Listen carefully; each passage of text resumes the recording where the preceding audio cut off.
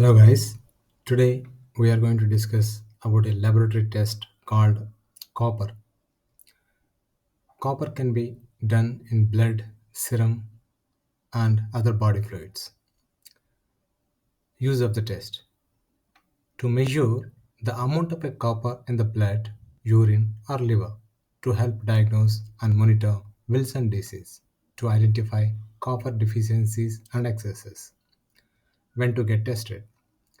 When you have jaundice, fatigue, abdominal pain, behavioral changes, tremor, or other symptoms that your doctor think may be due to Wilson disease or rarely to copper deficiency or excess.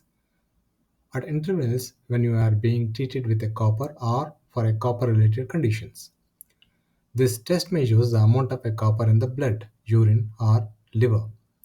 Copper is an essential mineral that body incorporates into enzymes.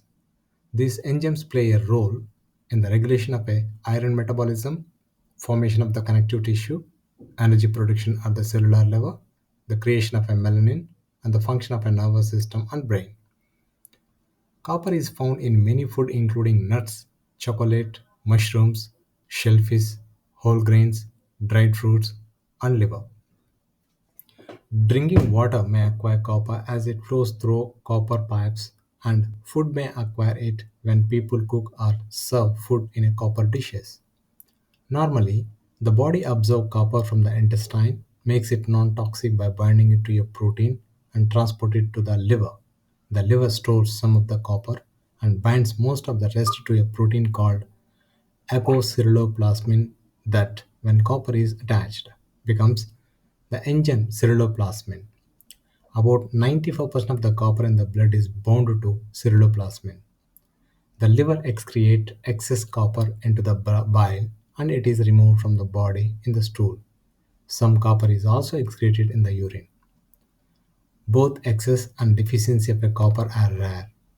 Wilson disease, an inherited disorder, can lead to excess storage of a copper in the liver, brain, and other organs. This can cause tissue damage and signs and symptoms such as anemia, nausea, abdominal pain, jaundice, fatigue, behavioral changes, tremor, difficulty walking or swallowing, dystonia. If the kidneys are involved, then urine production may be decreased or absent.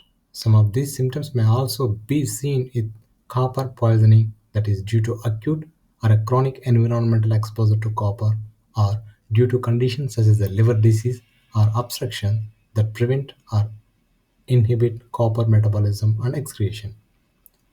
Copper deficiency may be occasionally occur in patients who have conditions associated with a severe malabsorption, such as and in infant exclusively fed cow milk formulas. Finding may include reduced white blood cells and microcytic anemia.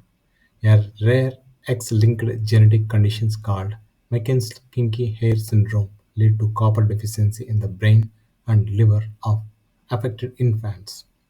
The disease, which affects primarily males, is associated with seizures, delayed development, abnormal artery development in the brain, and unusual gray, brittle, winky hair.